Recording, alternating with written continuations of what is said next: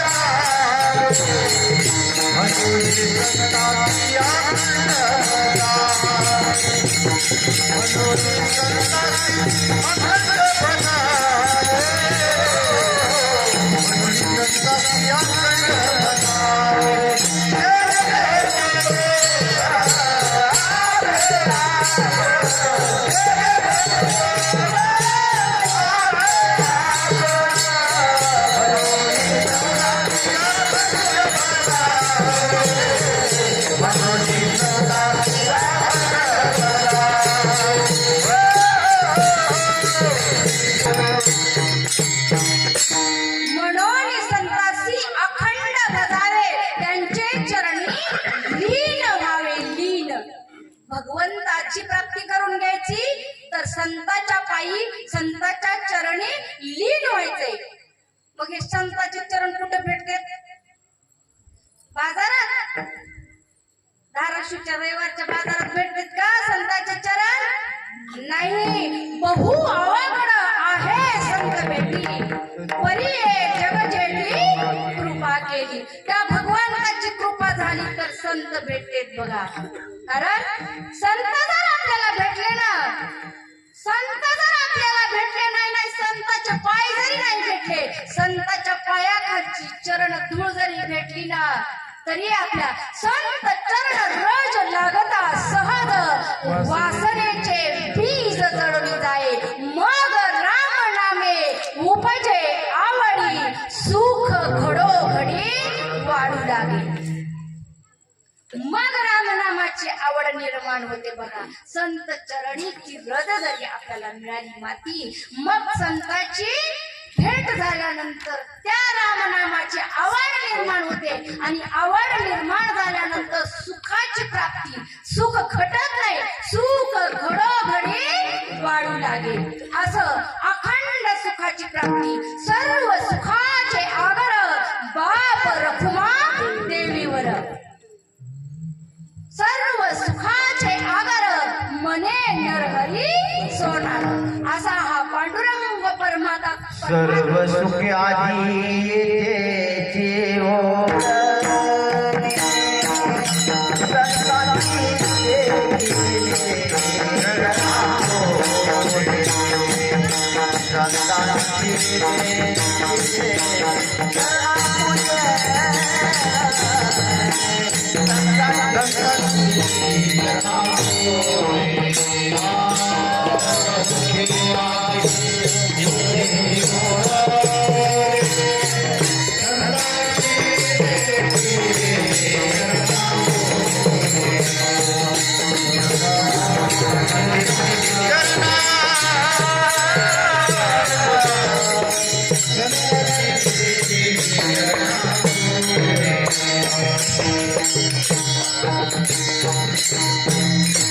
सर्व सुखे लोळण कुठे घेतात? संतांच्या चरणावर सर्व सुखे लोळण घेतात बघा। आपण जे सुख सुख मिळतं ना ते संतांच्या पायावर असतं। कारण संत कसे असतात? फक्त दुसऱ्याचं कल्याण करण्यासाठी संत अवतार घेऊन आलेले असतात बघा। आपण दुसऱ्याचं कल्याण बघत नाही, देवही दुसऱ्याचं कल्याण। कारण भगवंताला सुद्धा देसी तेव्हा घेसी, घेसी तेव्हा देसी। आणि मग देतो. पण संत तसे नाही. संत कल्याणाचा मार्ग दाखवा. जगाच्या कल्याणात संतांच्या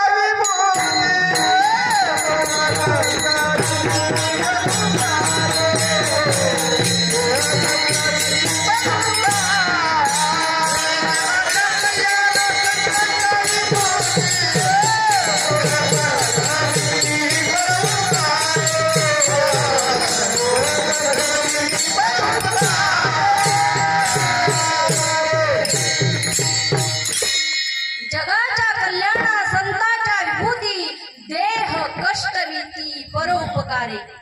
बघा आपल्या आळंदीच्या माऊलीला किती दुःख दिलं व किती दुःख दिलं. अहो खापर मिळू दिलं नाही. झोळीमध्ये शेण टाकलं तरीही आमच्या माऊलींना जे खळांची व्यंकटी सांडो तया सत्कर्मी रती वाढो. काय म्हणले? यांच्यातलं जे खळपणा आहे ना, दुष्टपणा निघून जावो आणि यांची सत्कर्माकडे ओढ लागो. काय लागो? सत्कर्माकडे ओढ लागो. ते म्हणले नाही आमची जोड शेण टाकलं म्हणून आता लगेच खोपलंभर शेण न्यायचं आणि परत त्यांना काय करायचं. आपण काय केलं असतं? आपण काय केलं असतं? भांडण जर आपण केलं ना तर काय करतो बघा, सगळं एकर गेलं तर 72 पण काकर जाऊ द्यायची नाही. काय म्हणतो आपण? एकर भर वर्गात घालू पण त्याला काकरी मिळू द्यायची नाही. इकडे एकर घालायचं. अशी आपली मानवी प्रवृत्ती. काय? संत कसे आहेत? संत आपल्यापेक्षा वेगळे आहेत. संत कितीही त्रास झाला तरी जगाचं हितच पाहतात. तेची माझे हित करीती सकळ, जेणे हा गोपाळ कृपा करी. आणि ते हित करतात. हिताच्या गोष्टी सांगतात. ब्रह्म रस घेई काढा येणे पिढा वारेल. आपल्याला पिढा आहे. या संसारामध्ये कोण सुखी? महिला मंडळ गपचूप बसू नका, झोप येईल बघा.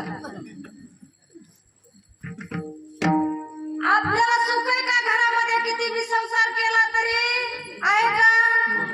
मग चालायचं का माझ्या संगत कीर्तन करीत? सुख नाही बाई या संसारामध्ये. या संसाराच्या बाई देव आठवत नाही.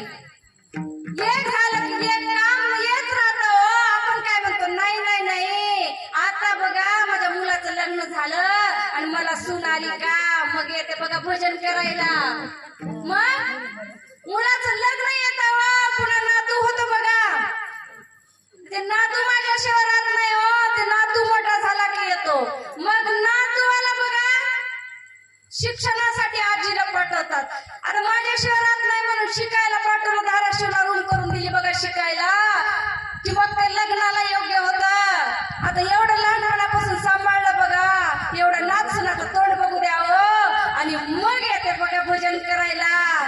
पण काळ कसा आहे बघा, कुणासाठी थांबतो का? आयुष्य जात आहे पहा, काळ जपत असे महा, स्वहिताचा गौरव हा त्याने रहा. काळ थांबत नाही हो, कुणासाठीही काळ थांबत नाही. म्हणून त्या काळाची किंमत करा. त्या वेळेची क्षणाक्षणी हाची करावा विचार, करावया पार भव सिंधू. क्षणाक्षणाला विचार करावा. कारण कोण दिवस येईल कैसा, नाही देहाचा भरवसा. भरवसा नाही हो. किती उठून गेले बघा. इथं मला बरेच चेहरे दिसत नाहीत. आमच्या इथं राहत होते बघा. काय नाव त्यांचं? तुळसाची कस्तुरबाई. आणखीन त्या गरड मावशी हा त्या उतरला राहत होत्या बघा. त्या गरडाची त्यांना खूप कौतुक वाटायचं बघा. त्यांनी मला दिसलं भेटलं का कडकडून मिठी मारायची. अशा त्या बऱ्याच जणी दिसत नाहीत. आमचे नायकवाडे बाबा त्यांना खूप कौतुक होतं बघा. फोटो त्यांचा छापलाय का पत्रिकेवर? त्यांचाच आहे ना. मला वाटलं तरी तसं नायकवाडे बाबाला पण एवढं कौतुक असायचं बघा. त्यांना मला भेटा वाटलं की मामाचा निरोप पाठवायचा. तेवढं काही येऊन मला एकदा भेटून जा म्हणा. आजारी होते मी, शेतामध्ये आले की नाही तुम्हाला भेटायला. त्या बाबांना इतकं हे वाटायचं, ताई तुम्ही आमच्या गावाला आला तर आमच्या 4 महिलांना तरी तुम्ही इकडे या, मंदिराकडे येण्याचा मार्ग दाखविला, असं त्या बाबांनी म्हणायचं. भगवंत त्यांना त्यांच्या जवळ जागा देऊ हीच भगवंताच्या चरणी प्रार्थना. त्यांनी काय म्हणायचे बघा, 4 टाळ्या घेऊन आम्ही हे पोरं गोळा करायचे. का बाबा त्यांनी सुरुवात केली का? आमचे हे पांडुरंग महाराज अनेक असतील, आता सगळ्यांच्या कोण सुरुवात केली मला माहिती नाही, पण त्यांनी मला सांगायचं की आम्ही इथं सुरुवात केली. आणि या भगवंताचं या रेवण सिद्धनाथाच्या पुण्यस्मरणाच्या निमित्ताने आम्ही हा सप्ताह उभा केला. महाराज या नाथांचं खूप जागृत देवस्थान इथं समाधी आहेत या ठिकाणी. तर अशी आख्यायिका आहे इथली की देव रुसून जायचे म्हणे. इथं लेणी आहेत, लेणी धाराशिव लेणी, जागीरदारवाडा धाराशिव लेणी असं एक ठिकाण आहे या ठिकाणी. आणि मग तिथं देव रुसून जायचे. मग एक घोडा सोडला जायचा, तो घोडा जायचा, जाताना पळत जायचा घोडा, आणि येताना तो घोडा असा घामाने भिजलेला असायचा. अशी आख्यायिका आहे की देव तिथं रुसून गेलेले आणण्यासाठी तो घोडा जायचा, आणि मग ते नाथ या ठिकाणी यायचे, आणि मग तो घोडा शांत व्हायचा. अशी आख्यायिका रेवण सिद्धनाथाची. नवनाथापैकी एक रेवण सिद्धनाथ, त्यांचं काहीतरी तर वास्तव्य झालेलं असावं. आख्यायिका कुणी सांगितली नाही. की मी विचारलं बऱ्याच जणांना की मूळ स्थान काय आहे इथलं, कुणालाही काही सांगता आलं नाही. पण या ठिकाणी त्यांचं वास्तव्य झालेलं असावं, किंवा या ठिकाणाहून ते गेलेले असावे, तीर्थयात्रा भ्रमण केलेले असावे. कारण या पंचक्रोशीमध्ये सगळे भगवंताचे स्थान आहेत बघा. या ठिकाणी आपली असलेली जगदंबा माऊली एक हातला देवी आहे बघा. हातला देवीचं मंदिर असं महाराज मी तुम्ही नवीन आहे तिकडे म्हणून सांगते की त्या हातला देवीचं मंदिर आहे ना, तिथं वर ते छतच राहत नाही. बऱ्याच वेळेस प्रयत्न केला म्हणे ते छत टाकण्याचा, पण छत टाकलं का सकाळी ते छत खाली पडायचं. अशी ती हातलाई देवी, तिचं नाव की वर हात करून ती छत पाडायची, अशी काहीतरी आख्यायिका आहे. आणि त्या हातल्या देवीचं मंदिर या ठिकाणी खूप, आपण जर लवकर आला असतात ना 4 वाजता तर आपल्याला दर्शन घेता आलं असतं. कारण 6च्या नंतर तिकडे प्रवेश बंद आहे, कारण वन विभागाने प्रवेश बंदी केलेली. खूप रमणीय स्थळ आहे. आम्ही खूप वेळा त्या ठिकाणी आलो, खूप आनंद घेतला या पंचक्रोशीतील देवता पाहण्याचा, या खानापूर नगरीमध्ये येण्याचा, त्या भगवंताच्या कृपेनं मिळालेला हा लाभ. संत दर्शने हा लाभ पद्मनाभ जोडीला, असं संतांनी आपल्याला मार्ग दाखविला, साधन सांगितलं. भगवंताकडे जाण्याचं साधन जर काय असेल तर संत चरणाची धूळ, त्याने आपल्याला साधन सापडणार. अभंगाचं दुसरं चरण.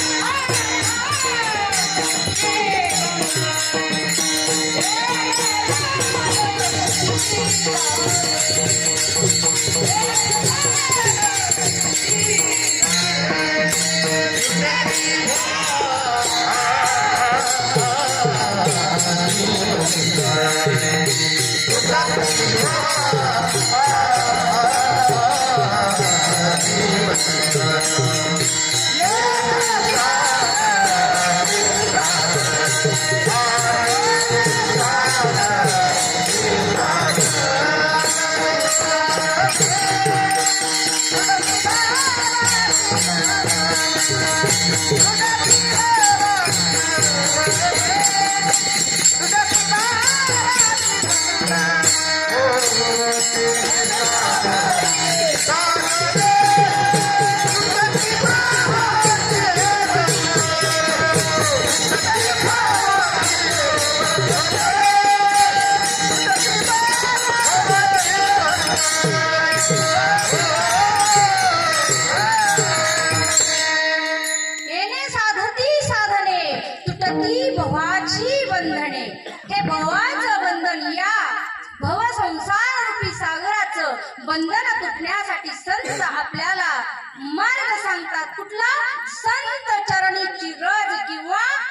संतांची पायधूळ किंवा संतांच्या चरणाचा आसरा घ्या, या बंधनातून तुमची सुटका होईल आणि त्या भगवंताची हरीची प्राप्ती होईल.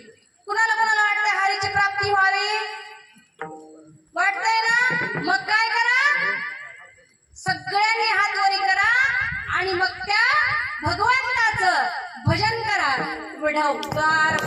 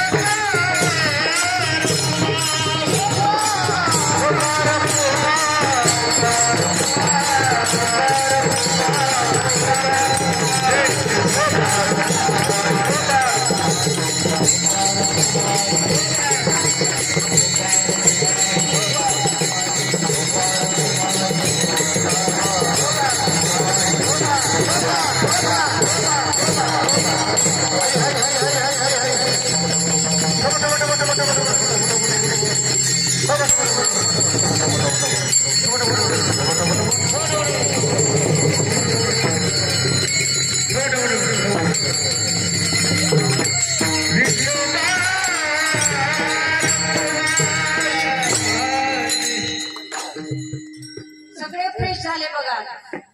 आता त्या विठोबाचं भजन केलं, त्या हरीची प्राप्ती आपल्याला झाल्याशिवाय राहणार नाही. कारण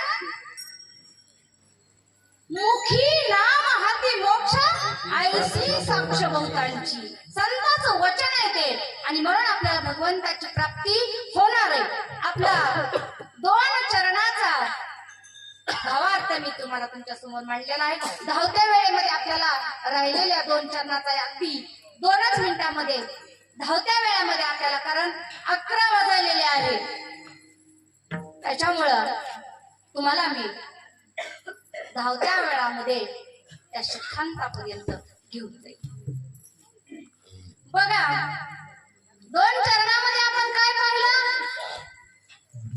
हरिप्राप्तीशी उपाय धरावे संतांचे ते पाय, येणे साधती साधने तुटती भवाची बंधने. तिसऱ्या चरणामध्ये काय सांगितलं? साक्ष दिली. कुणी दिली साक्ष? संता विना प्राप्ती नाही.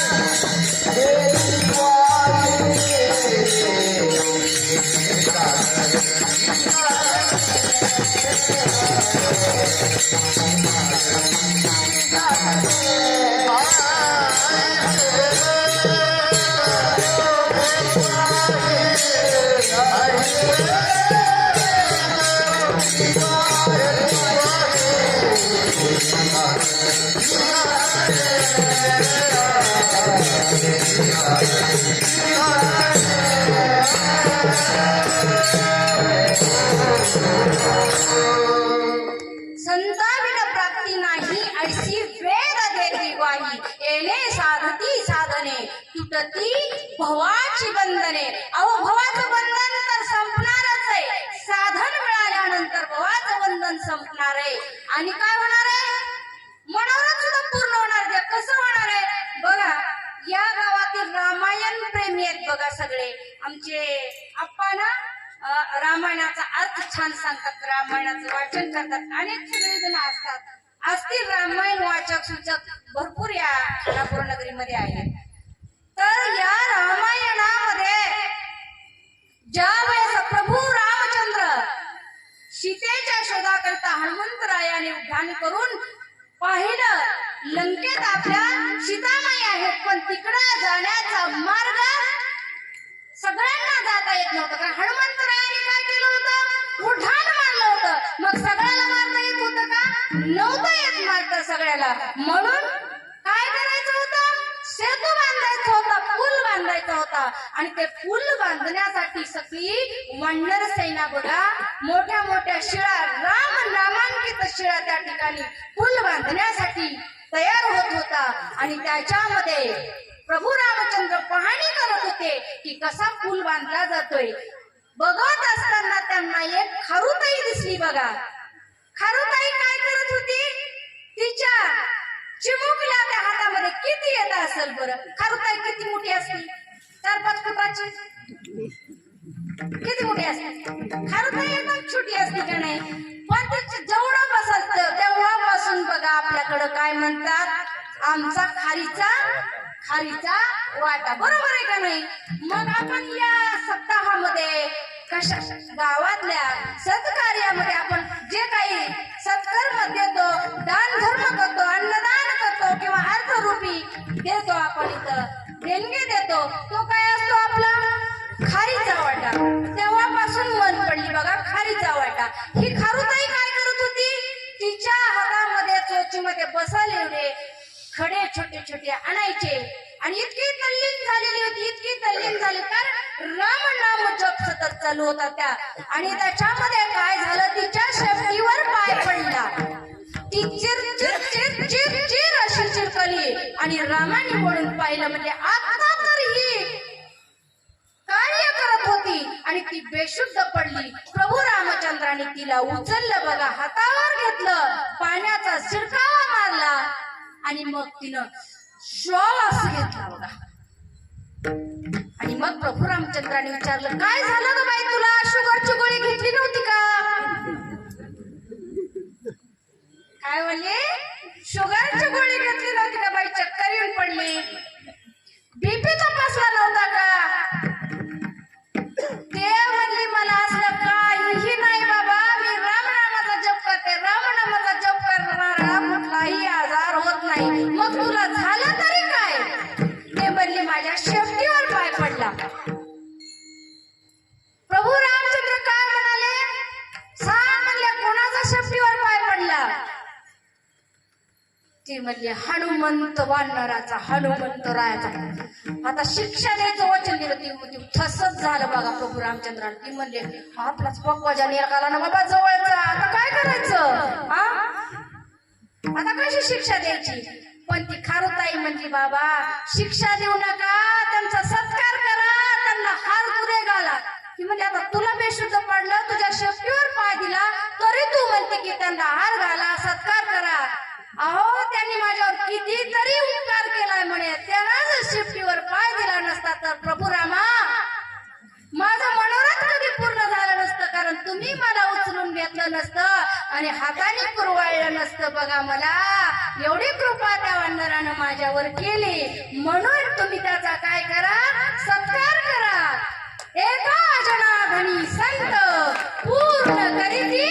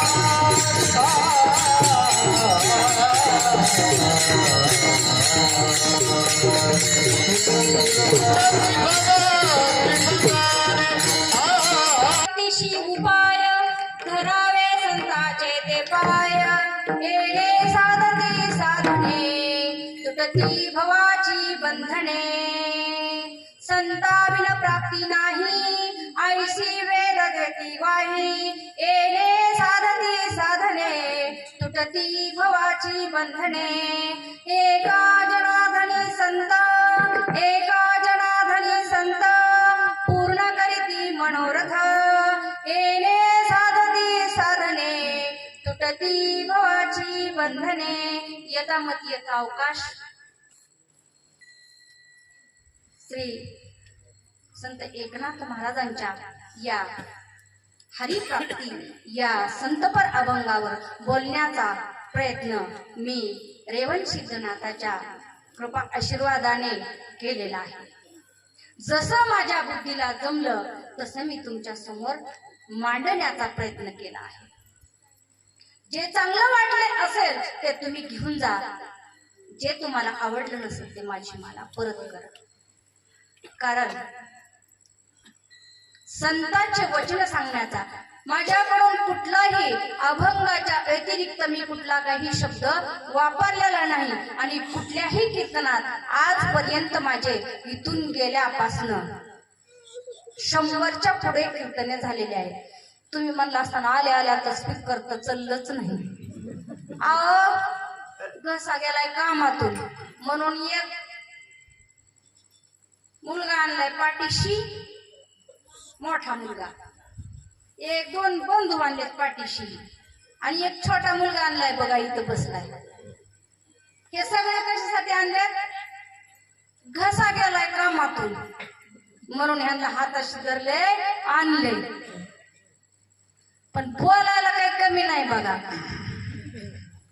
गायला ह्यांना आणले, बोलायला मला आणले. बोलिवलं कोणी? आमच्या आप्पाने, पांडुरंग महाराजांनी, तुपे महाराजांनी. बोलण्याचा प्रयत्न त्या भगवंत कृपेने केला. झालेली सेवा त्या रेवण सिद्धनाथाच्या चरणी समर्पित करू आणि एखादा संतांचं भजन आपण करू. ज्ञानेश्वर